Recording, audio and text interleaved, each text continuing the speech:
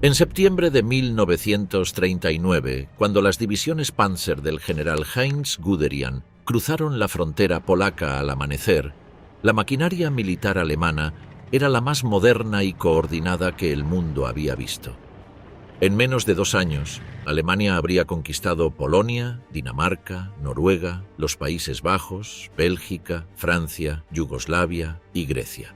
Sus tropas patrullaban desde el Canal de la Mancha hasta las orillas del Dnieper.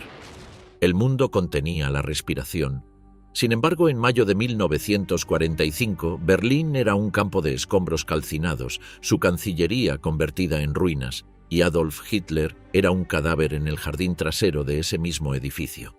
¿Cómo llegó el régimen más poderoso de Europa continental a ese punto de destrucción total en apenas 6 años? La respuesta no es sencilla, pero tampoco es un misterio absoluto.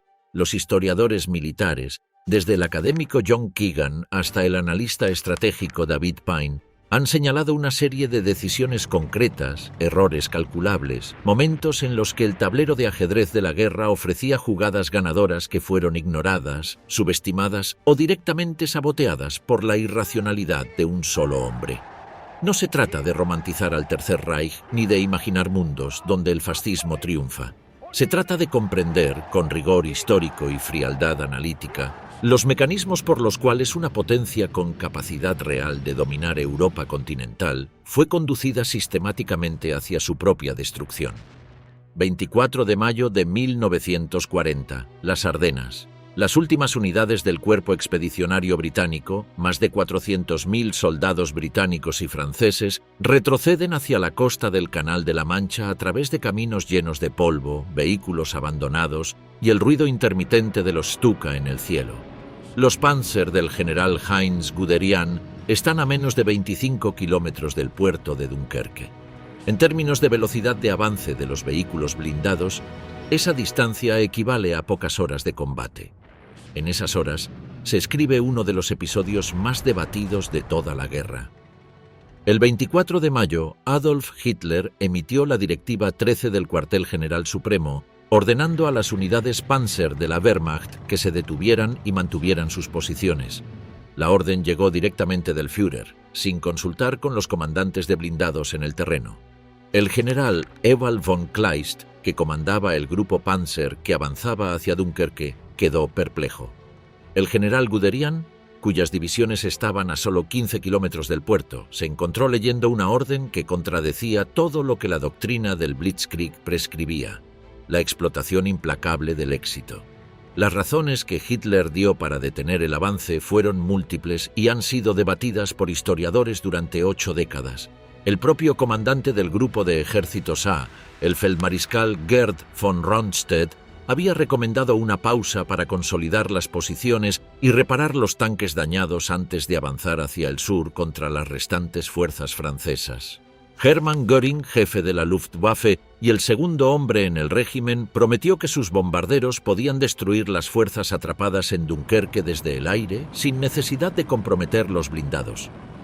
El terreno cenagoso alrededor de Dunkerque, recordaba Hitler con los barro de la Gran Guerra, era poco propicio para los carros de combate. Estos argumentos tácticos pueden haber tenido peso, pero la consecuencia fue inequívoca. La pausa duró 36 horas en su forma más crítica y las fuerzas aliadas utilizaron ese tiempo de manera que la historia registraría como una de las evacuaciones más extraordinarias del siglo XX.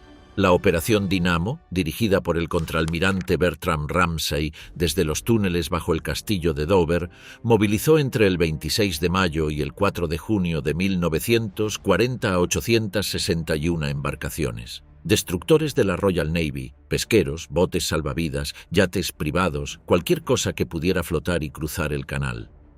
Bajo el fuego constante de la Luftwaffe y la artillería alemana, aproximadamente 338.226 soldados aliados fueron evacuados a las costas inglesas. De ellos, cerca de 198.000 eran británicos y aproximadamente 140.000 eran franceses y belgas. El historiador Michael Barley, en su obra Moral Combat, A History of World War II, 2011, describe las playas de Dunkerque durante esos días como un paisaje surreal y dantesco. Kilómetros de arena oscurecida por el petróleo derramado de los buques hundidos, columnas interminables de soldados que avanzaban hacia el agua hasta la cintura para alcanzar las embarcaciones que no podían acercarse a la orilla, el zumbido de los Messerschmitt atacando en pasadas rasantes, los cuerpos que el mar devolvía. 40.000 soldados fueron capturados, incluyendo a toda la 51 División Highland escocesa, rodeada en otro punto de la costa francesa por la 7ª División Panzer de Erwin Rommel. El ejército evacuado llegó a Inglaterra sin su equipamiento pesado: 2.472 cañones, 63.879 vehículos, 76.000 toneladas de munición quedaron en las playas y caminos de Flandes. Ahora bien, ¿qué habría ocurrido si los Panzer no se hubieran detenido? Si Guderian hubiera recibido la orden de avanzar en lugar de detenerse, sus tanques habrían llegado a los muelles de Dunkerque antes de que la evacuación pudiera organizarse. 400.000 soldados, incluido el núcleo de todo el ejército profesional británico, sus oficiales más experimentados, sus tropas mejor entrenadas, los hombres que en años venideros comandarían divisiones en el norte de África, en Italia, en Normandía, habrían caído prisioneros. Gran Bretaña habría perdido no solo el equipamiento, que era reemplazable, sino la estructura humana de sus fuerzas armadas.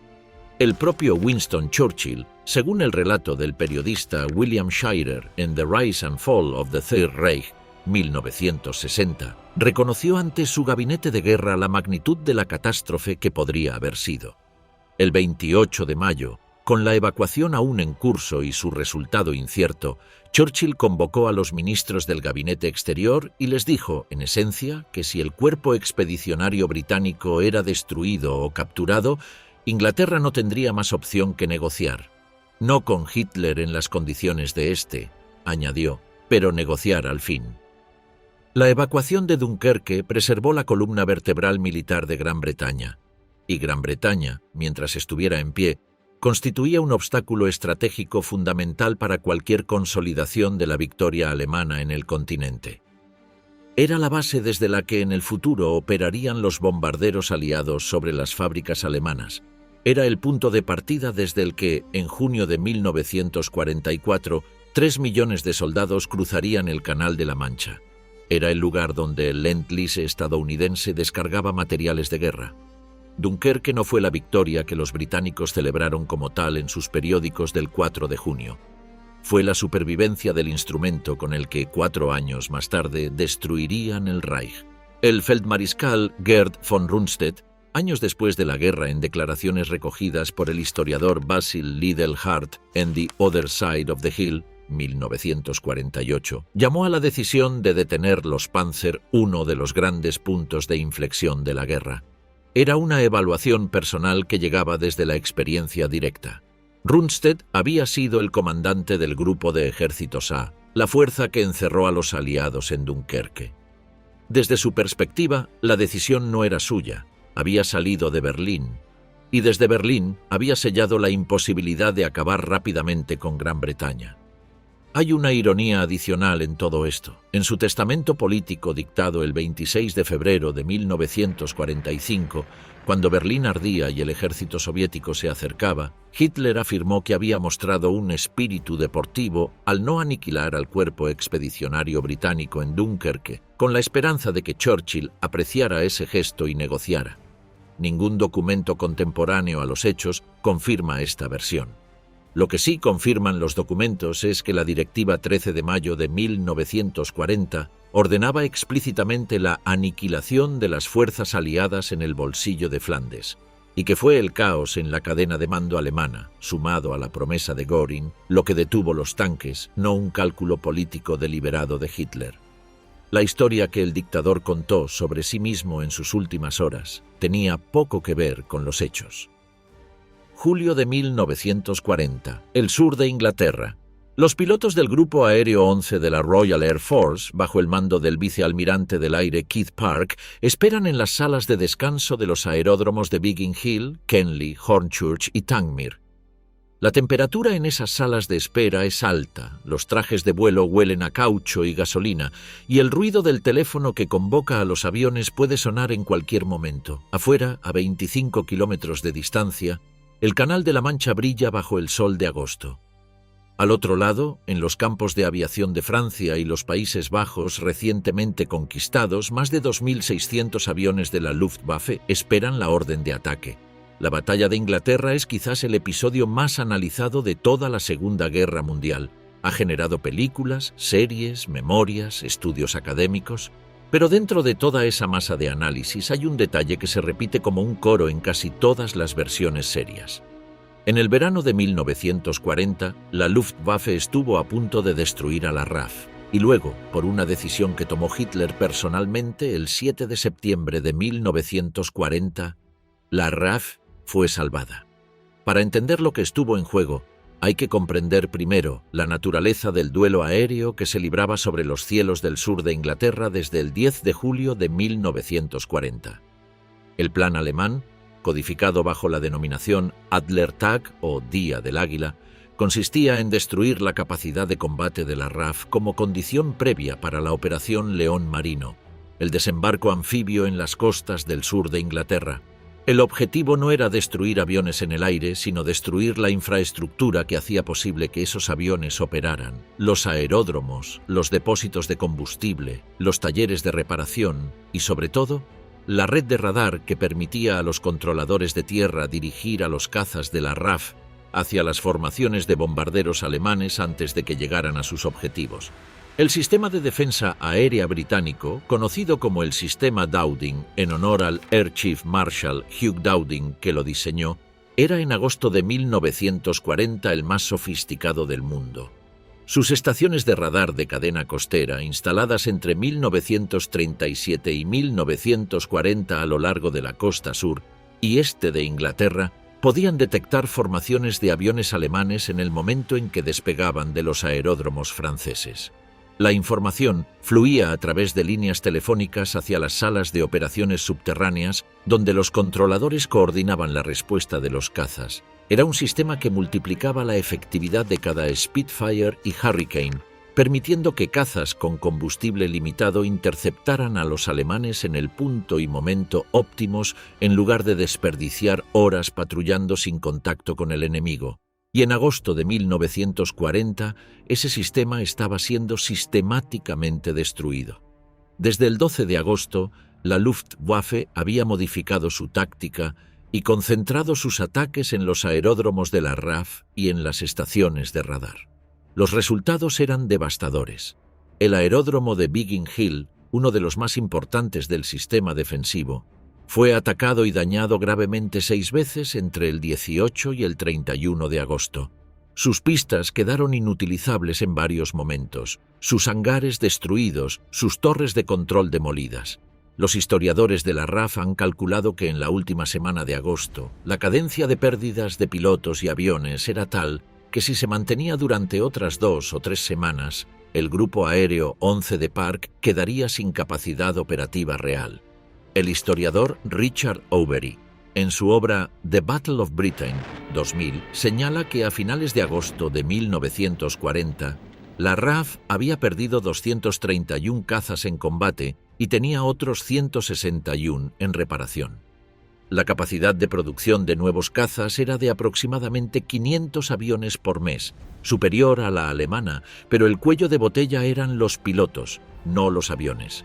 Entre el 24 de agosto y el 6 de septiembre, la RAF perdió 103 pilotos muertos y 128 heridos de gravedad de un total de aproximadamente 1.000 pilotos de caza operativos. No se podían entrenar reemplazos a esa velocidad. La situación no era desconocida en el alto mando alemán.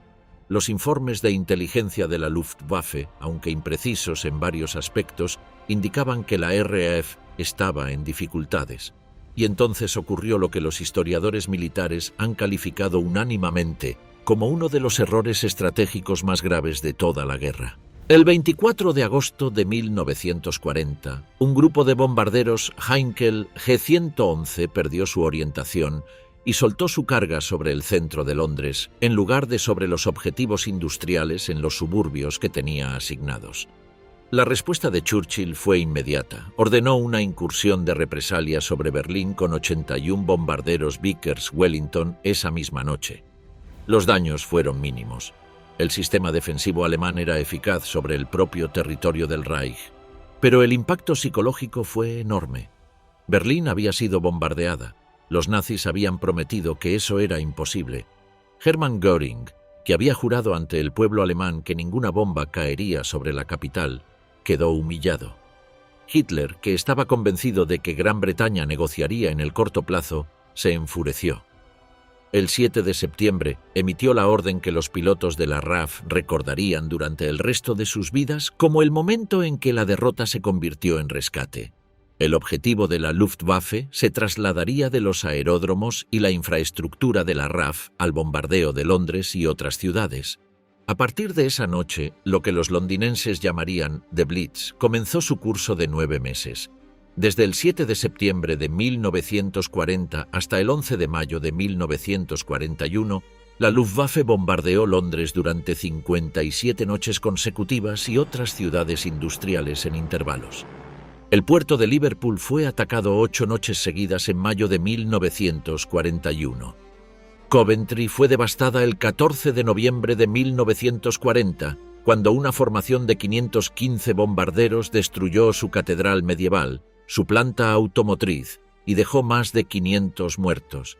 El terror fue real. La destrucción fue masiva, pero los aeródromos de la RAF dejaron de ser atacados. Las estaciones de radar dejaron de ser atacadas. Los pilotos de los Hurricanes y Spitfires tuvieron tiempo de descansar, de recibir reemplazos, de reparar sus aviones en pistas que ya no estaban siendo bombardeadas cada 48 horas. La RAF no ganó la batalla de Inglaterra en los cielos de agosto.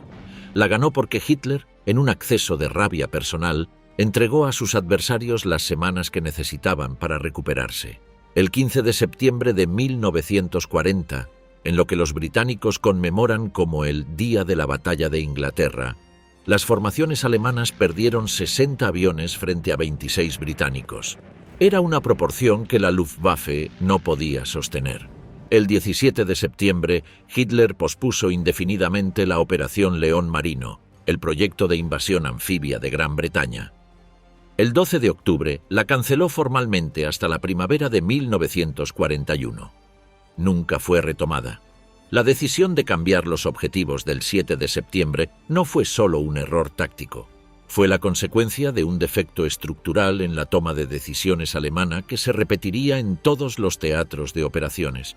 La capacidad de Hitler para subordinar los cálculos militares racionales a sus impulsos emocionales y sus percepciones ideológicas. Una mente estratégicamente coherente habría continuado atacando los aeródromos durante 2 semanas más.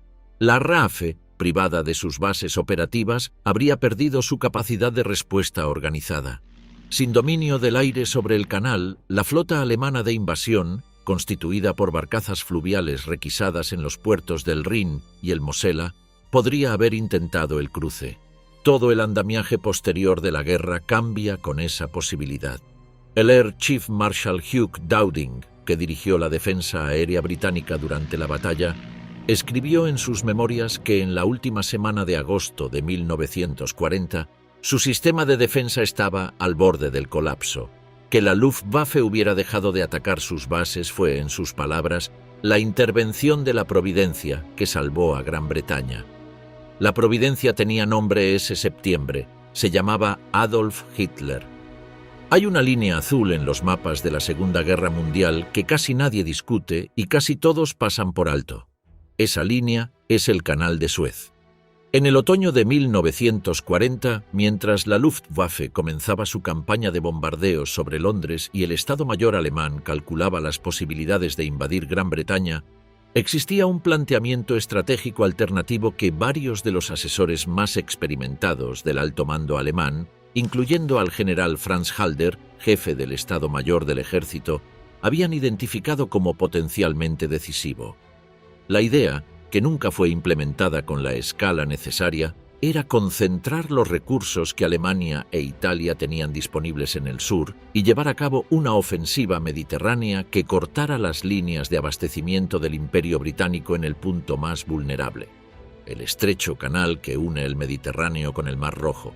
El 31 de julio de 1940, en una reunión en el Berghof, el general Walter von Brauchitsch y el propio Halder presentaron ante Hitler un análisis sobre las opciones estratégicas disponibles.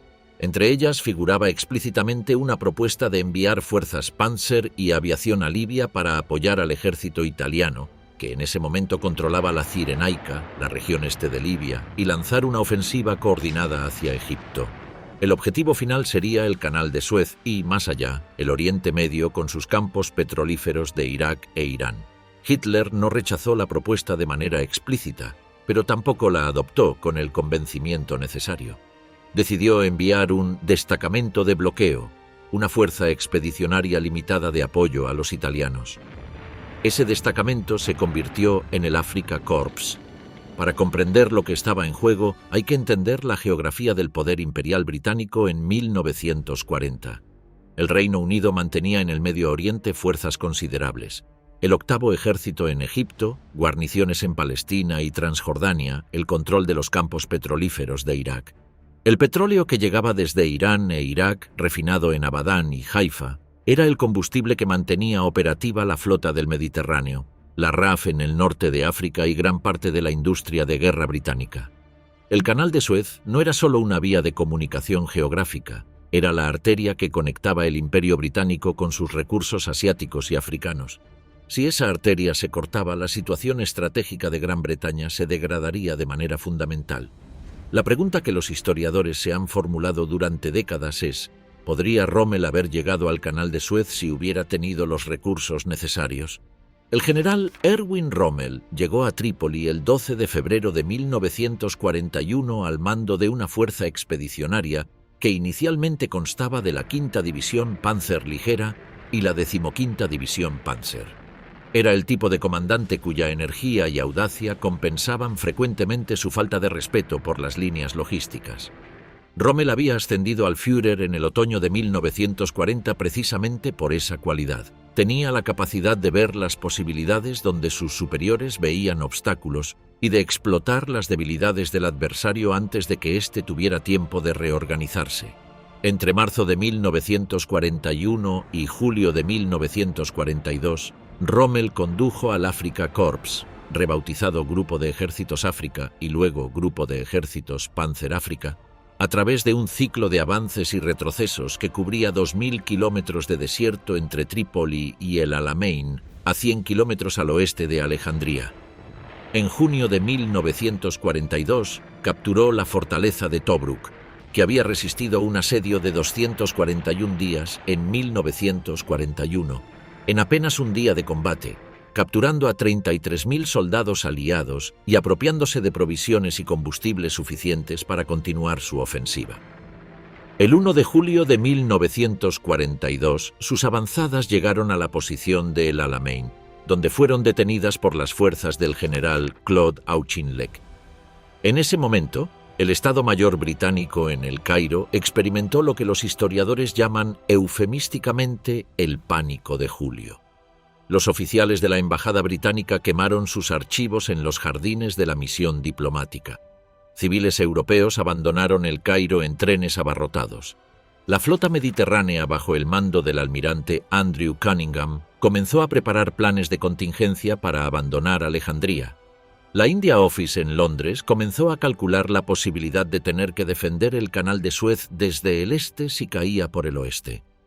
Rommel estaba a 100 kilómetros de Alejandría. Estaba a 250 kilómetros del Canal de Suez. Pero no llegó, y la razón fundamental por la que no llegó es la que los historiadores del norte de África repiten de manera consistente: la logística. La línea de suministro del Afrika Korps dependía de convoys que cruzaban el Mediterráneo central desde los puertos italianos de Nápoles y Brindisi hasta Trípoli o Bengasi. Esa línea de 1.500 kilómetros de mar estaba constantemente amenazada por la aviación y la marina británicas basadas en Malta. La pequeña isla de Malta, un pedregal de 316 kilómetros cuadrados situado en el centro del Mediterráneo, era el nudo en la línea de comunicación que estrangulaba al Afrika Korps.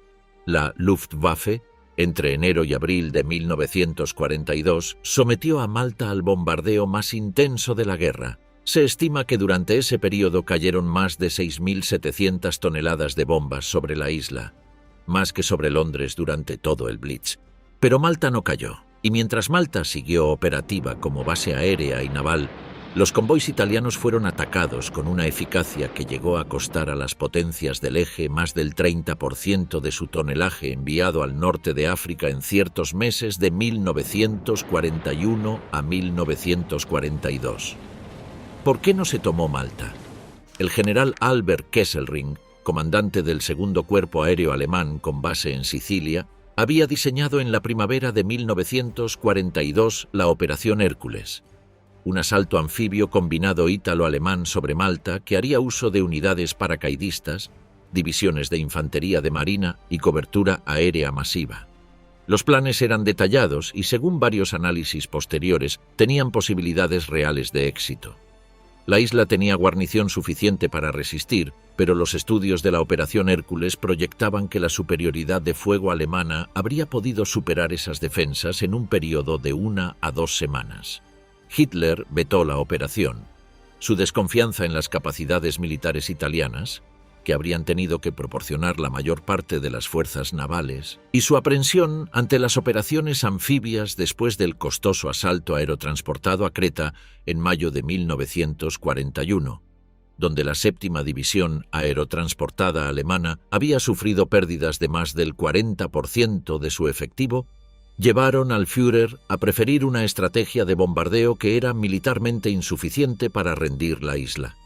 La consecuencia fue que Rommel nunca tuvo los suministros que necesitaba para completar la ofensiva. Las instrucciones para el Teatro de Operaciones Africano del OKH fijaban para el Afrika Korps una ración logística de 30.000 toneladas de suministros mensuales. Rommel raramente recibía más de 15.000. En la campaña del verano de 1942, sus tanques operaban con reservas de combustible para 24 horas de avance, en lugar de los 3 días que su doctrina operativa requería. El almirante Erich Raeder, jefe de la Kriegsmarine, había abogado repetidamente ante Hitler durante 1940 y 1941 por una estrategia de periferia indirecta que priorizara el Mediterráneo sobre la invasión directa de Gran Bretaña o la apertura prematura del frente oriental. Raeder sostenía que la combinación de un bloqueo atlántico por submarinos y una ofensiva mediterránea que cerrara el canal de Suez estrangularía la economía de guerra británica sin necesidad de invadir las islas. Era una visión estratégica que anticipaba en décadas el concepto moderno de presión asimétrica. Raeder encontró en Hitler un interlocutor que escuchaba sin implementar. En sus memorias Mein Leben, 1957, el almirante escribió que cada vez que presentaba sus argumentos sobre la importancia estratégica del Mediterráneo, Hitler lo escuchaba con cortesía y luego preguntaba cuándo estaría lista la nueva generación de submarinos de alta mar. 22 de junio de 1941, las 3:30 de la madrugada. A lo largo de un frente de 2.900 kilómetros que se extendía desde el Báltico hasta el Mar Negro, 3,2 millones de soldados alemanes, apoyados por 3.600 tanques y más de 2.700 aviones, cruzaron la frontera soviética sin declaración de guerra previa. Era la operación militar más grande en la historia de la humanidad. La Operación Barbarroja comenzó con un éxito que superó incluso las estimaciones más optimistas del Estado Mayor alemán.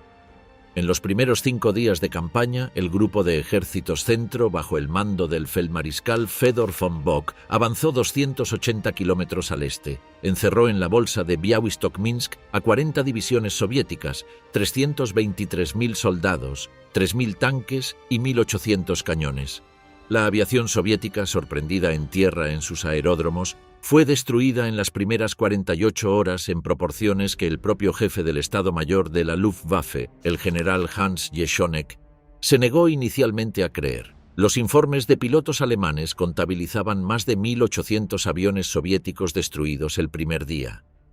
El general Georgy Chukov, que era el jefe del Estado Mayor del Ejército Rojo en ese momento, escribió en sus memorias Vospominanilla y Razmyślenia que la confusión en las primeras horas del 22 de junio era total.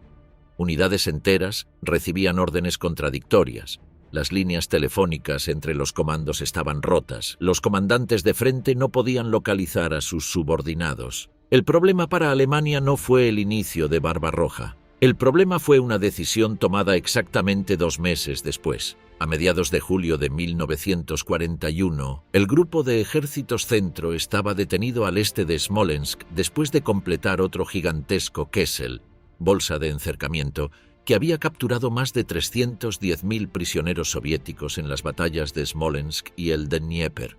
Los Panzer de Guderian y del general Hermann Hoth se encontraban a aproximadamente 360 kilómetros de Moscú. Los ingenieros militares soviéticos habían instalado campos de minas y trincheras antitanque en los accesos a la ciudad. Pero las reservas estratégicas del Ejército Rojo para defender la capital estaban en ese momento en una condición que el propio general Zhukov calificó como crítica en un memorando fechado el 29 de julio de 1941 y dirigido al Consejo Supremo de Defensa. Moscú, en 1941, no era simplemente la capital simbólica de la Unión Soviética. Era el nodo central de toda la red ferroviaria y de comunicaciones de la URSS europea. De Moscú irradiaban 11 líneas de ferrocarril principales. Los ingenieros del Estado Mayor alemán habían calculado que la captura de Moscú significaría no solo la pérdida del centro de coordinación militar soviético, sino el colapso del sistema de transporte que permitía redistribuir fuerzas a través del inmenso teatro de operaciones soviético. Sin Moscú, las fuerzas en el norte y en el sur quedarían virtualmente aisladas entre sí.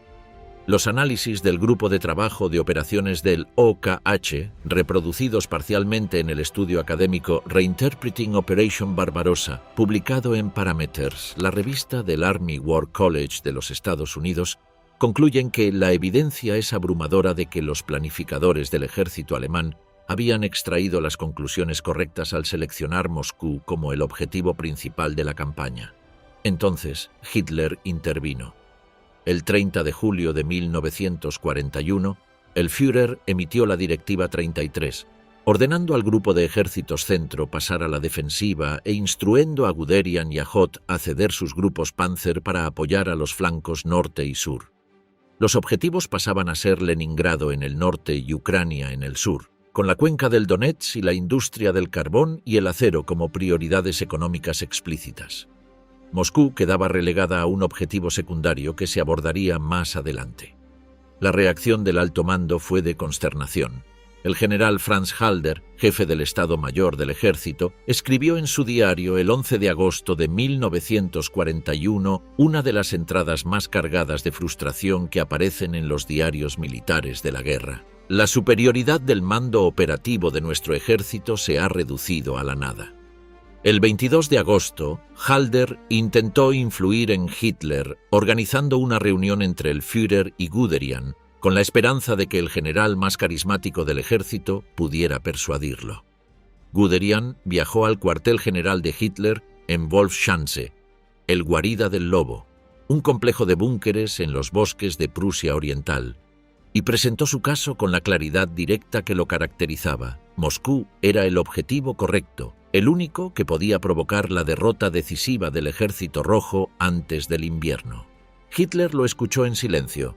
Luego se acercó al mapa, puso la mano sobre Ucrania y comenzó una conferencia sobre la importancia de los recursos económicos del granero ucraniano y la industria del carbón del Donetsk para la guerra de larga duración que se avecinaba. Los recursos, no las victorias tácticas, serían la clave. Guderian salió de la reunión con órdenes de girar toda su segunda Panzergruppe hacia el sur, hacia Kiev. El resultado operativo del desvío fue, en términos tácticos, impresionante. La batalla de Kiev fue la mayor derrota en la historia del Ejército Rojo hasta ese momento. El 19 de septiembre la ciudad cayó y el 25 de septiembre las bolsas de encercamiento se cerraron alrededor de 6 ejércitos soviéticos. Se estima que 665.000 soldados soviéticos fueron capturados.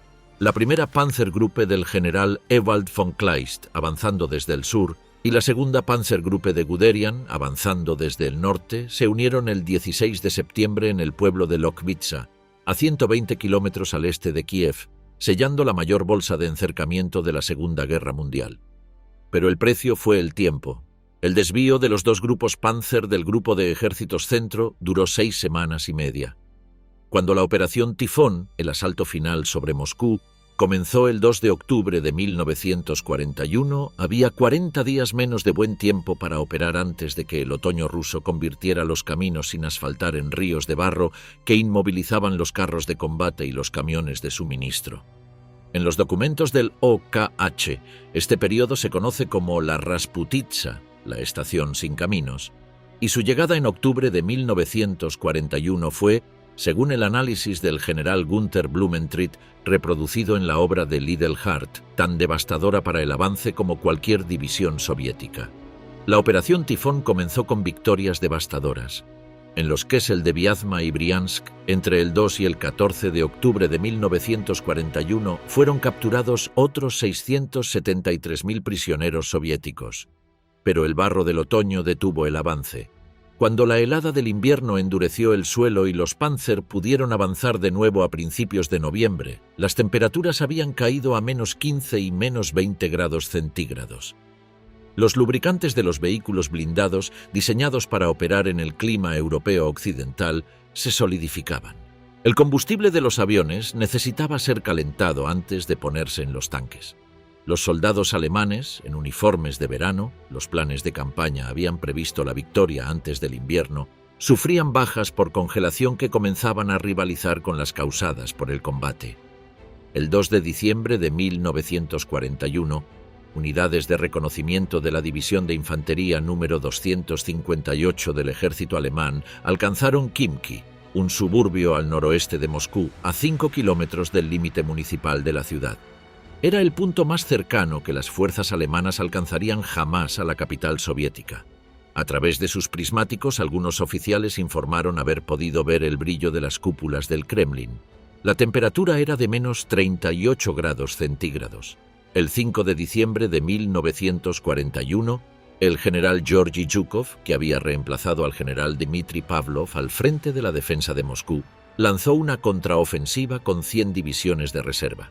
Muchas de ellas transferidas desde Siberia después de que el agente soviético Richard Sorge informara desde Tokio que Japón no atacaría la URSS por el este. Los alemanes, exhaustos, con el material desgastado y las líneas de suministro extendidas hasta el límite, cedieron terreno en toda la longitud del frente central. La campaña de 1941 había terminado sin decisión. ¿Qué habría ocurrido si Guderian y Hoth no hubieran sido desviados hacia Kiev en agosto? Según el análisis del Army War College de los Estados Unidos, la captura de Moscú antes de la Rasputitsa era técnicamente alcanzable. Las distancias eran recorribles, las fuerzas soviéticas defensoras estaban en peor condición que en octubre, y el efecto psicológico y logístico de perder la capital habría sido cualitativamente diferente al de perder Kiev o Kharkov. El propio Zhukov admitió en entrevistas posteriores a la guerra, recogidas en la obra de Harrison Salisbury, The Unknown War, 1978, que si el ataque hubiera llegado en agosto en lugar de octubre, la situación habría sido extremadamente difícil. El invierno soviético llegó en 1941 con una brutalidad que los planificadores del Estado Mayor alemán habían decidido, consciente o inconscientemente, ignorar. Los registros climatológicos muestran que el invierno de 1941 a 1942 en la URSS europea fue el más frío desde 1812, el mismo invierno que derrotó a Napoleón, con temperaturas que en algunas zonas del frente alcanzaron los -50 grados centígrados. La Wehrmacht no estaba equipada para ese frío porque nadie en el alto mando había querido planificar para un invierno ruso. Hacerlo habría significado admitir que Barbarroja podía durar más de 4 meses. Pero el frío fue solo el síntoma más visible de un problema más profundo y estructural, la economía de guerra alemana. Hay un dato que resume mejor que cualquier otro la contradicción fundamental en la que se encontraba el régimen nazi en 1939. Cuando las tropas alemanas cruzaron la frontera polaca el 1 de septiembre, el ejército alemán tenía munición suficiente para aproximadamente 6 semanas de combate intenso. Ese dato, registrado en los informes del general Georg Thomas, jefe de la Oficina de Economía de Guerra del OKW, y citado por el historiador Adam Tooze en su exhaustivo estudio The Wages of Destruction, The Making and Breaking of the Nazi Economy, 2006, no es una cifra hipotética. Es el nivel real de preparación con el que el Reich entró en la guerra que su propio líder había iniciado. La paradoja era casi cómica en su gravedad. Alemania había construido desde 1933 el programa de rearme más ambicioso de la historia europea en tiempo de paz, gastando sumas que para 1939 representaban el 23% de su Producto Nacional Bruto, en comparación con el 7% de Gran Bretaña y el 6,8% de Francia. El plan de 4 años de 1936, supervisado nominalmente por Hermann Göring, había prometido hacer a Alemania autosuficiente en materias primas estratégicas y lista para la guerra total en 4 años.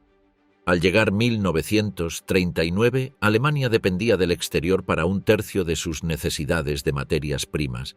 La autarquía era una aspiración, no una realidad. ¿Por qué? La respuesta tiene varias capas. En primer lugar, Hitler nunca concibió la guerra de 1939 como la guerra que iba a librar. Su visión estratégica, articulada en conversaciones privadas y en el documento conocido como el Segundo Libro, un texto que permaneció inédito hasta su publicación en 1961, era que Alemania debía construir un gran bloque continental de poder euroasiático que le permitiera, en algún momento de los años 1940 o 1950, confrontar a los Estados Unidos desde una posición de fuerza. La guerra de 1939 era prematura dentro de ese esquema. Fue desencadenada por las circunstancias, la garantía británica a Polonia, la negativa polaca a negociar, antes de que la base industrial y logística alemana estuviera preparada para sostener una guerra larga. En segundo lugar, el sistema de gestión económica nazi sufría de una fragmentación burocrática que hacía prácticamente imposible la planificación coherente a largo plazo. El historiador Richard Overy, en su obra Why the Allies Won, 1995, documenta que en el momento del nombramiento de Albert Speer como ministro de Armamentos en febrero de 1942, no menos de 5 organismos supremos del Reich competían simultáneamente por el control de la producción de guerra. La Oficina del Plan de 4 años de Göring, la Oficina de Economía de Guerra del OKW, dirigida por Thomas, los propios Ministerios de Trabajo y Economía, la Oficina de Armamentos que Speer heredó, y la Oficina de Economía de las SS dirigida por Himmler. Cada uno de ellos tenía sus propios criterios de prioridad, sus propias cadenas de suministro, sus propios contratos con la industria privada. El resultado era una duplicación masiva de esfuerzos, una asignación irracional de materias primas escasas y una incapacidad para producir en volúmenes de economía de escala. Cuando Speer asumió el control en febrero de 1942, comenzó a imponer lo que llamó autorresponsabilidad industrial. Los comités de empresarios civiles especializados en cada sector productivo reemplazaron a los oficiales militares burócratas en la gestión de los programas de armamento. La producción aumentó de manera notable. Entre la primavera de 1942 y el verano de 1944, la producción total de armamentos alemanes se triplicó. La producción de tanques pasó de 3.290 unidades en 1941 a 10.198 en 1943. La producción de aviones aumentó de 8.295 a 24.807 en el mismo periodo. Pero estos números tienen una fecha. Llegaron demasiado tarde. La Unión Soviética, que había perdido en los primeros 6 meses de Barbarroja el 63% de su producción de carbón, el 68% de su fundición de hierro y el 60% de su aluminio, industrias que antes de la guerra se concentraban en las regiones occidentales que los alemanes habían ocupado, logró un milagro industrial sin paralelo en la historia moderna. Entre junio de 1941 y marzo de 1942, más de 1.500 fábricas completas fueron desmanteladas y transportadas por ferrocarril al este de los Urales, fuera del alcance de la Luftwaffe. Fábricas enteras, con sus maquinarias, sus ingenieros y en algunos casos sus familias, cruzaron 3.000 kilómetros sobre el permafrost siberiano. La fábrica de tanques de Kharkov fue reinstalada en Chelyabinsk, ciudad rebautizada por los trabajadores como Tankograd, la ciudad de los tanques, y en diciembre de 1941, mientras los alemanes congelaban frente a Moscú, producía T-34 a una cadencia de 35 por día. La comparación de producción industrial para 1942 es devastadora para las perspectivas alemanas. La Unión Soviética producía ese año 24.446 tanques y vehículos blindados frente a los 9.200 alemanes. Los aviones, 25.436 soviéticos frente a 15.409 alemanes. Los cañones de artillería, 127.000 soviéticos frente a 44.000 alemanes. Y eso antes de que el flujo del Lend-Lease estadounidense comenzara a llegar en cantidades significativas. Para cuando Speer reformó la economía de armamentos alemana y empezó a producir en volúmenes competitivos, los aliados habían cerrado la brecha cualitativa en tecnología de tanques con el T-34-85 y el IS-2 soviéticos, habían dominado el espacio aéreo sobre Europa con el P-51 Mustang y el P-47 Thunderbolt y habían abierto 3 frentes simultáneos.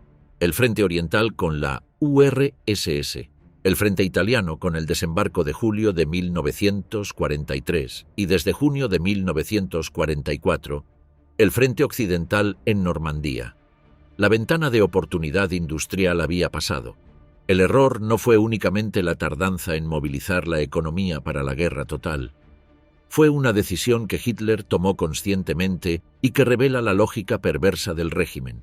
Resistía usar a las mujeres alemanas como fuerza laboral en las fábricas porque eso contradecía la ideología nazi del papel doméstico femenino. Mientras Gran Bretaña y la Unión Soviética incorporaban masivamente a las mujeres en sus industrias de guerra, la fotografía de Rosie de Riveter en Estados Unidos o las brigadas femeninas en las fábricas de Tankograd son iconos de esa época. Alemania mantenía a sus mujeres fuera de las líneas de producción por razones doctrinales. Compensaba en parte con trabajo forzado de prisioneros de guerra y trabajadores deportados de los territorios ocupados. Se estima que 7 millones de trabajadores forzados laboraban en la industria alemana a finales de 1944. Pero esa solución generaba sus propias ineficiencias. Trabajadores no calificados, sin motivación y sometidos a condiciones que degradaban su productividad.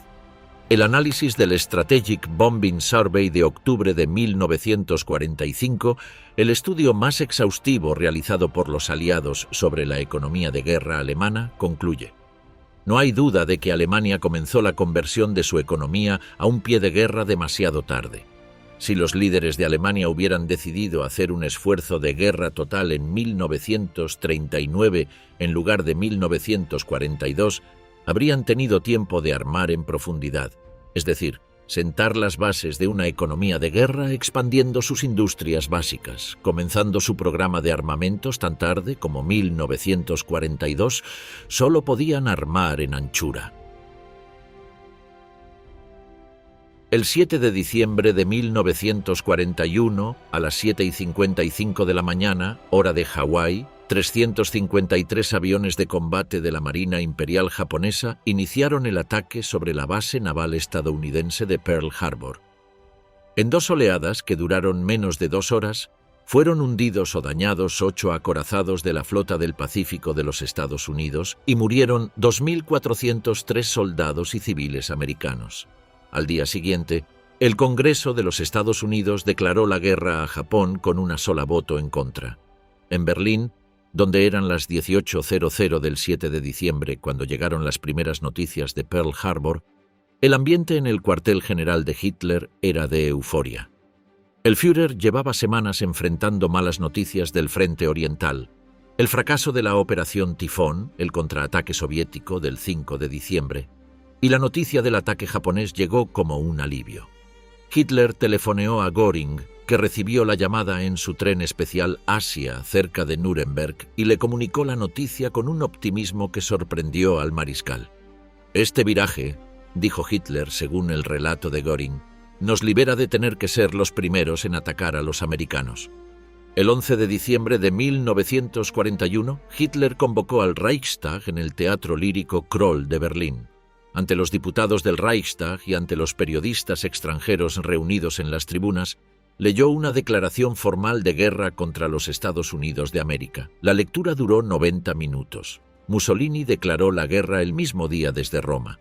No había obligación legal de hacerlo. El pacto tripartito, firmado el 27 de septiembre de 1940 entre Alemania, Italia y Japón, solo comprometía a las partes a la asistencia mutua si una de ellas era víctima de un ataque no provocado. Japón había atacado primero.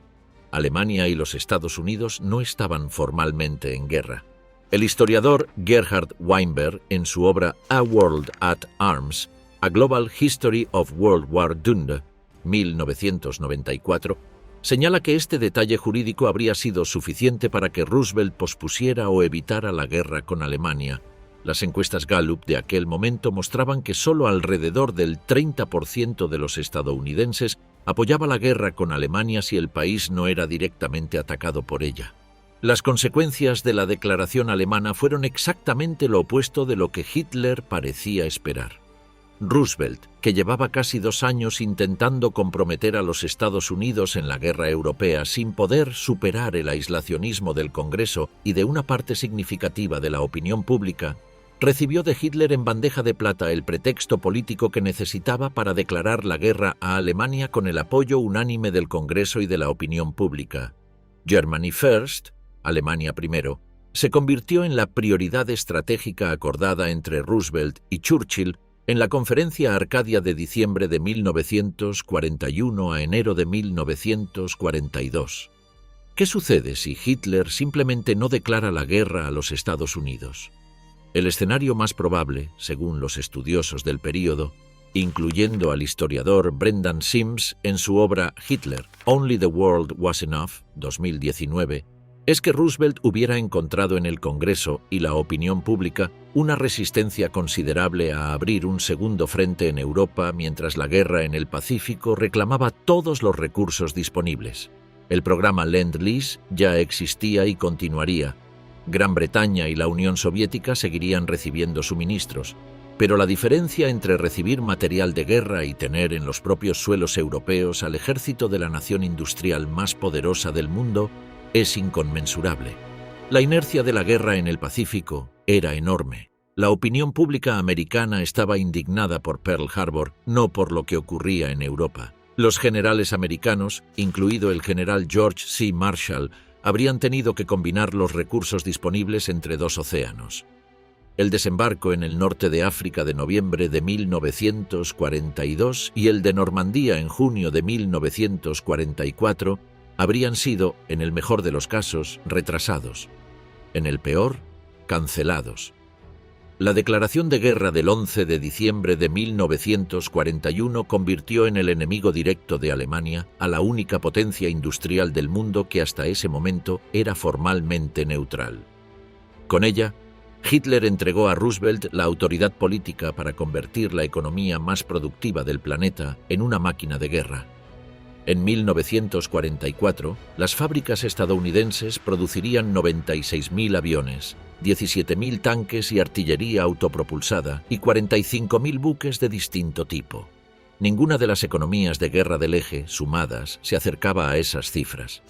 El general Alfred Jodl, jefe del Estado Mayor Operativo del OKW, declaró en los juicios de Nuremberg que en la tarde del 11 de diciembre de 1941, cuando salió del Reichstag tras la declaración de guerra, supo que Alemania había perdido la guerra. No de inmediato, añadió, pero sí de manera definitiva. Agosto de 1942. Las temperaturas en la estepa rusa superan los 40 grados centígrados. La tierra está seca y cuarteada. En el horizonte, una columna de humo negro se eleva desde los tanques de petróleo incendiados a orillas del Volga. La ciudad que lleva el nombre de Stalin arde. La Sexta Armada Alemana, bajo el mando del general Friedrich Paulus, estaba en ese momento avanzando hacia Stalingrado como parte de la Operación Azul. la ofensiva de verano de 1942, cuyo objetivo estratégico declarado era las regiones petroleras del Cáucaso y la ciudad industrial a orillas del Volga que controlaba las arterias fluviales del sur de Rusia. La Sexta Armada contaba con 270.000 efectivos, más de 3.000 cañones y obuses, y la Cuarta Armada Panzer como apoyo. Era la formación más poderosa que Alemania había desplegado en un frente específico en toda la guerra.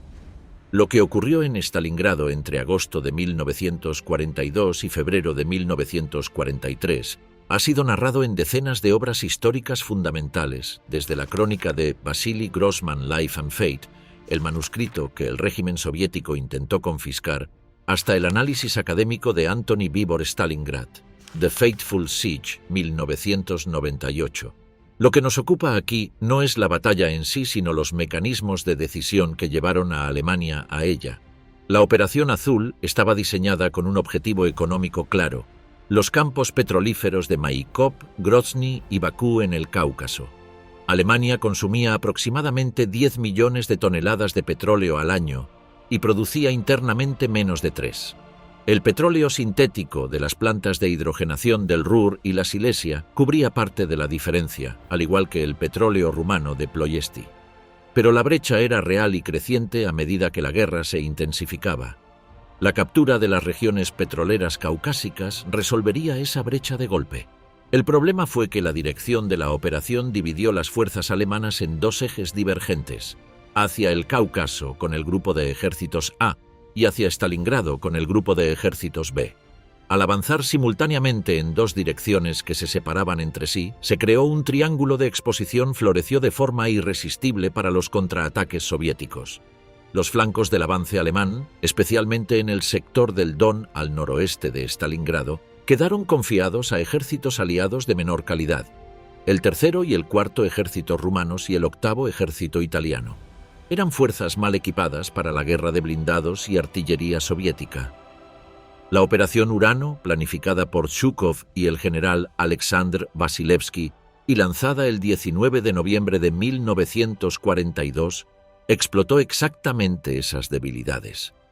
Dos pinzas blindadas soviéticas, la del general Nikolai Batutin desde el norte y la del general Andrei Yeremenko desde el sur, atravesaron las posiciones rumanas y se unieron el 23 de noviembre en la ciudad de Kala-Chondon, a 80 kilómetros al oeste de Stalingrado.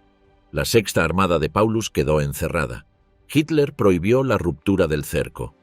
«Los soldados alemanes no se rinden», declaró, y ordenó a Paulus resistir hasta que un grupo de rescate lanzado por el grupo de ejércitos Don, bajo el mando del feldmariscal Erich von Manstein, pudiera romper el perímetro soviético desde el exterior. La Operación Tormenta de Invierno, iniciada el 12 de diciembre de 1942, llegó a 48 kilómetros del perímetro de la Sexta Armada antes de ser detenida por el contraataque soviético. Paulus podría haber intentado romper el cerco desde adentro en ese momento. Manstein se lo rogó por radio, pero Hitler no daba su autorización y Paulus no actuó sin ella. El 31 de enero de 1943, Friedrich Paulus, ascendido a feldmariscal por Hitler la noche anterior, aparentemente con la expectativa de que ese honor lo obligaría a suicidarse antes que rendirse, firmó la capitulación de las fuerzas en el sector sur. El 2 de febrero, el último reducto de resistencia en el sector norte depuso las armas. Habían sido capturados 91.000 soldados alemanes, incluyendo 24 generales y el propio feldmariscal. De ellos, menos de 6.000 regresarían vivos a Alemania después del fin de la guerra. Las bajas totales alemanas, entre muertos, heridos, prisioneros y desaparecidos, superaron los 800.000 en la campaña del verano y otoño de 1942. El ministro de propaganda Joseph Goebbels declaró 3 días de luto nacional. El partido nazi, que desde 1933 había construido su legitimidad sobre una retórica de invencibilidad, enfrentaba por primera vez una derrota que no podía ser presentada como una maniobra táctica ni minimizada con eufemismos.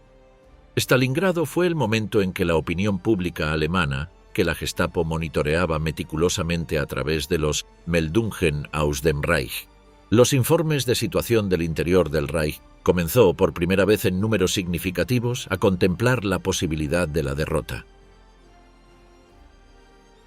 La Operación Urano, además de destruir a la Sexta Armada, lanzó al Ejército Rojo en una serie de ofensivas encadenadas que nunca se interrumpirían completamente hasta mayo de 1945. Kursk en julio de 1943, Operación Bagration en junio de 1944, que destruyó al grupo de ejércitos centro con unas pérdidas alemanas de 350.000 muertos y prisioneros en 3 semanas, la peor derrota militar alemana de toda la guerra.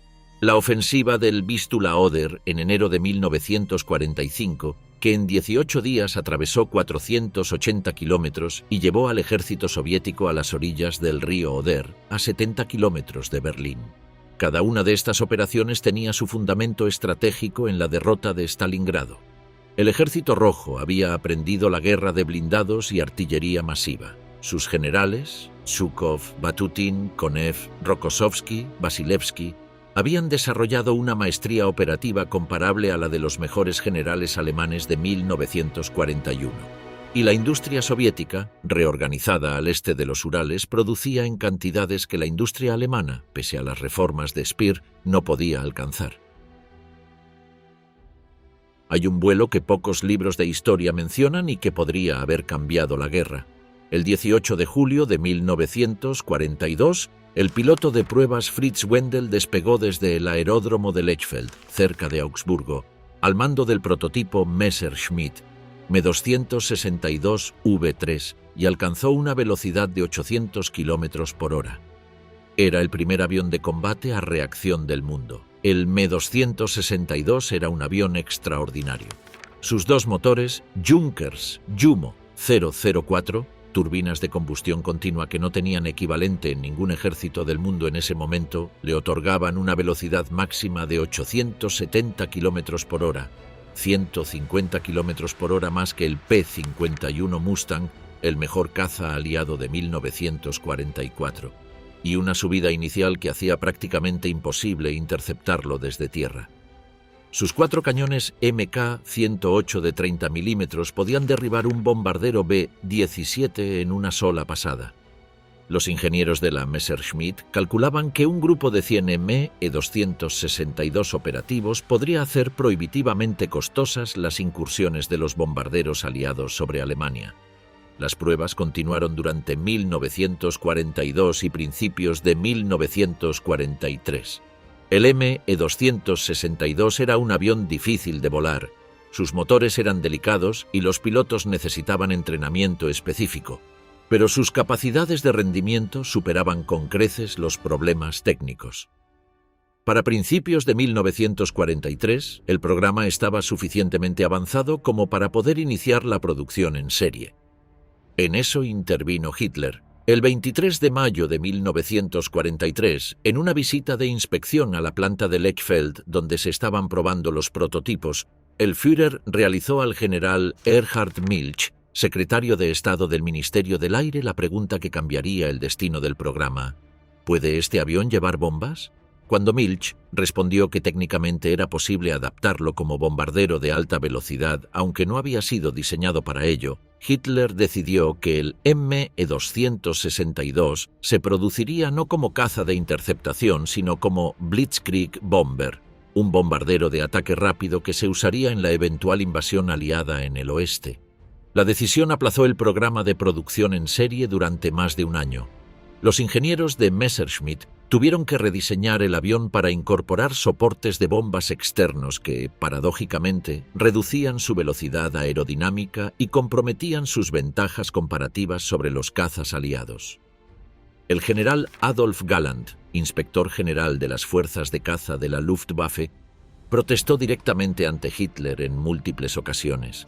En sus memorias, Die Ersten und die Letzten, 1953, Galland describe cómo le fue prohibido incluso seguir mencionando el tema de la reconversión del Me-262 al rol de caza. Las primeras unidades operativas del Me-262 como caza de interceptación no estuvieron disponibles hasta el otoño de 1944. Para entonces, las fábricas y los campos de aviación alemanes estaban bajo el bombardeo permanente de los aliados. Los pilotos experimentados de la Luftwaffe habían sido diezmados en 4 años de guerra aérea continua, y la producción de combustible de aviación había caído en picado después de que el plan de petróleo aliado, iniciado en mayo de 1944, destruyera el 90% de la capacidad de refinería sintética alemana. En los meses que el Me-262 operó como caza, entre noviembre de 1944 y abril de 1945, sus pilotos afirmaron más de 500 victorias aéreas con pérdidas relativamente bajas. Era un avión que, usado correctamente y en cantidad suficiente 2 años antes, habría sido un instrumento de disuasión aérea de primer orden. Llegó demasiado tarde, en demasiadas pocas unidades, con demasiado poco combustible. Una historia paralela se repite con el misil V-2. El 3 de octubre de 1942, desde el campo de pruebas de Peenemünde, en la costa del Báltico, el cohete A-4, que la propaganda nazi bautizaría como Vergeltungswaffe 2 o Arma de Represalia 2, alcanzó una altitud de 85 kilómetros y una distancia de 190 kilómetros. El general Walter Dornberger y el ingeniero Wernher von Braun, de 30 años, habían creado el primer misil balístico operativo de la historia. El Reich, para entonces, llevaba 4 años en guerra. El programa de misiles balísticos había comenzado en 1932, 2 años antes de que Hitler llegara al poder. Sus antecedentes estaban en la Sociedad para los Viajes Espaciales, Verein für Raumschifffahrt, y en los experimentos con cohetes de combustible líquido que von Braun había comenzado cuando era estudiante en la Escuela Técnica Superior de Berlín. El ejército alemán había visto en el cohete una forma de sortear las restricciones del Tratado de Versalles, que prohibía artillería pesada pero no mencionaba explícitamente los cohetes. Sin embargo, el programa careció de la prioridad y los recursos que sus ingenieros pedían durante los años críticos de 1939 a 1942. Hitler, que nunca había comprendido plenamente la física básica del cohete, mostró durante años una indiferencia o incluso una hostilidad hacia el programa que sus memorias y sus secretarios recogen de diversas maneras. No fue hasta después de una visita al campo de pruebas en julio de 1943, cuando von Braun le mostró una película del lanzamiento, que el Führer se convirtió en entusiasta del misil y comenzó a hablar de él como el arma decisiva que revertiría la guerra. Para cuando el primer V-2 impactó sobre Londres el 8 de septiembre de 1944, las primeras víctimas civiles cayeron en el barrio de Chiswick, en el oeste de Londres. La situación estratégica de Alemania era irrecuperable. La operación Overlord había tenido lugar 3 meses antes. El grupo de ejércitos centro había sido destruido en la operación Bagration. Rumania y Bulgaria habían abandonado el eje. El programa V-2, que costó en total más de 100.000 trabajadores forzados en los túneles de las factorías subterráneas del Mittelberg en el macizo del Harz, de los cuales se estima que murieron más de 12.000 en las condiciones de trabajo, produjo 3.172 misiles lanzados operativamente, de los cuales 1.359 cayeron sobre Gran Bretaña y 1.736 sobre objetivos en Bélgica, principalmente Amberes. Causaron terror, destrucción y más de 7.000 muertos. No cambiaron el curso de la guerra. Hay una pregunta que subyace a todos los análisis estratégicos examinados en este guión y que los trasciende. Si tantos de los errores alemanes son identificables y, en retrospectiva, evitables, ¿por qué no fueron evitados? ¿Por qué un régimen que demostró ser capaz de planificar con rigor operativo la campaña de Francia en 1940 o la apertura de Barbarroja en 1941 cometió errores estratégicos que sus propios generales identificaban en tiempo real? La respuesta requiere mirar no solo las batallas y las decisiones tácticas, sino la estructura del poder en el Tercer Reich. El Tercer Reich era, en su funcionamiento real, un sistema de poder personalista donde la voluntad de un solo hombre tenía primacía absoluta sobre cualquier consideración institucional, técnica o profesional. El Führerprinzip, el principio del líder, no era solo una doctrina de propaganda, era el principio organizador de todo el aparato del Estado. Los generales que disentían de Hitler podían expresar su opinión una vez, y quizás 2, pero si el Führer mantenía su posición, la discrepancia dejaba de ser tolerable. El general Ludwig Beck, que renunció como jefe del Estado Mayor en agosto de 1938, precisamente porque se negó a ejecutar una política que consideraba suicida para Alemania, fue la excepción que definió la regla. Los demás aprendieron a adaptarse, a convencer en los márgenes, a ejecutar órdenes que juzgaban incorrectas. El historiador alemán Hans Ulrich Wehler, en su obra Deutsche Gesellschaftsgeschichte, 1987 a 2008, describe la estructura de poder nazi como un policrático caos, donde distintas facciones del partido, el ejército, las SS y los organismos económicos competían por el favor del Führer en lugar de por la eficiencia operativa. Esta competencia horizontal generaba duplicación de esfuerzos, sabotaje burocrático y una incapacidad sistemática para establecer prioridades claras. Cuando Speer, en 1942, intentó centralizar la producción de armamentos, tuvo que combatir simultáneamente a Göring, a Himmler, a Bormann y a los directivos del partido en cada región del Reich. Que lograra triplicar la producción en ese contexto es casi más sorprendente que el hecho de que no lograra hacerlo antes.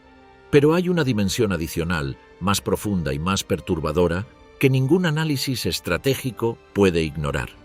La ideología racial del nazismo no era un elemento decorativo del régimen, era el núcleo de su política y de sus decisiones operativas. La decisión de masacrar y esclavizar a las poblaciones de los territorios conquistados en el este, en lugar de utilizarlas como aliados potenciales contra el régimen soviético, como propusieron algunos oficiales de la Wehrmacht y del Abwehr, no era una anomalía burocrática. Era la consecuencia lógica de una visión del mundo que clasificaba a los eslavos como Untermenschen, subhombres, destinados a la servidumbre o el exterminio. Esta ideología tuvo consecuencias militares concretas y devastadoras. Cuando las divisiones alemanas entraron en Ucrania en el verano de 1941, la respuesta inicial de una parte importante de la población ucraniana fue de genuina ambivalencia, cuando no de alivio. El régimen soviético había colectivizado violentamente las granjas, había ejecutado o deportado a la Siberia a cientos de miles de campesinos en la hambruna colectiva del Holodomor de 1932 a 1933, y la memoria de ese terror era fresca.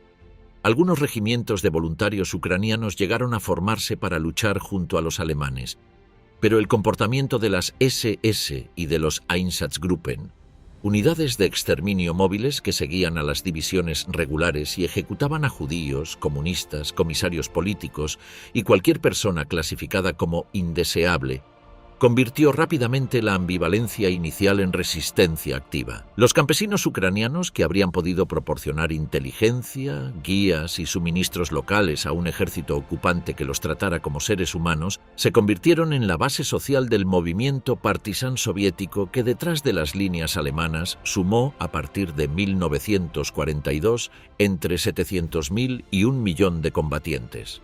El historiador Alexander Dalin, en su obra German Rule in Russia, 1941 a 1945, 1957, el estudio académico más exhaustivo sobre la política de ocupación alemana en los territorios soviéticos, calcula que si el régimen nazi hubiera tratado a las poblaciones conquistadas con un mínimo de respeto y hubiera permitido cierto grado de autonomía local, como propusieron el almirante Wilhelm Canaris desde el Abwehr y el general Ernst Köstring, experto en asuntos rusos del OKH, el movimiento de resistencia partisán habría sido mucho menos poderoso y el costo logístico de mantener las líneas de comunicación del frente oriental habría disminuido de manera significativa. En cambio, los territorios ocupados se convirtieron en laboratorios de terror administrado.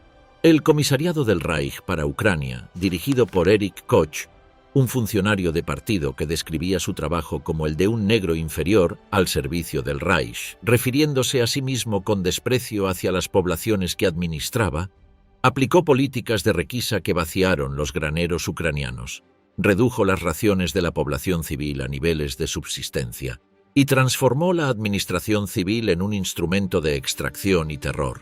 Koch fue personalmente responsable de la muerte por inanición, trabajo forzado y ejecuciones de más de 1 millón de civiles en Ucrania.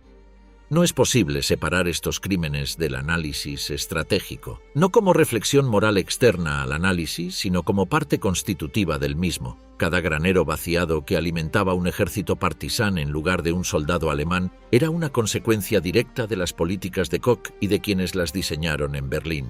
Cada civil ucraniano convertido en guerrillero era un recurso que podría haber estado del otro lado de la línea. La ideología racial del nazismo no solo era moralmente abominable, era estratégicamente suicida. El general Ernst Köstring, que conocía Rusia mejor que casi cualquier otro oficial alemán habiendo pasado más de 2 décadas en ese país, escribió en un memorando interno del OKH de agosto de 1941 que la política de ocupación que se está aplicando en el este producirá, a mediano plazo, un efecto de movilización de la población soviética que ninguna cantidad de divisiones Panzer podrá compensar. El memorando fue archivado. Köstring fue relevado de sus funciones de asesoramiento en cuestiones relativas a las poblaciones del este. Hay una frase del general Alfred Jodl, pronunciada durante su interrogatorio en Nuremberg en 1945 y recogida en las actas del Tribunal Militar Internacional, que resume esta dimensión con una claridad que ningún análisis académico puede mejorar. Combatimos al enemigo equivocado en el frente equivocado con los métodos equivocados porque los diseñamos para cumplir objetivos que no eran militares. Imagínate un mapa de Europa en enero de 1942. En ese mapa, las fronteras son diferentes a las que conocemos. Danzig es alemana desde 1938, obtenida en una conferencia en lugar de en una guerra. Gran Bretaña está agotada pero intacta, negociando una paz incómoda después de que su ejército fue capturado en Dunkerque y su fuerza aérea fue destruida en los cielos del sur de Inglaterra. La Unión Soviética ha perdido Moscú, su nodo de comunicaciones, y la guerra continúa en el este con resultado incierto. Los Estados Unidos, sin provocación formal, combaten principalmente en el Pacífico. El canal de Suez podría estar bajo control alemán. Este mapa es posible.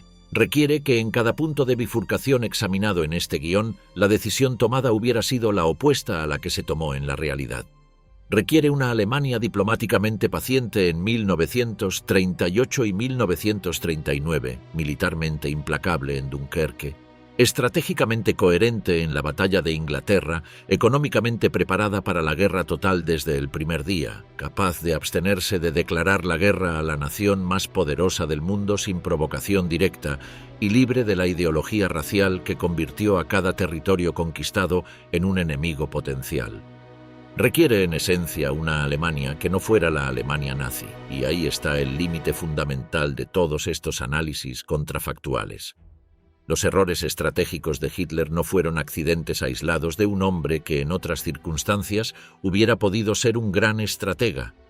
Eran la consecuencia lógica de lo que Hitler era, un ideólogo racial que creía que la historia era una lucha biológica entre razas, que el tiempo jugaba en su contra porque Alemania era la raza más sana en el apogeo de su poder, que la guerra era no solo inevitable, sino deseable como instrumento de selección y fortalecimiento nacional.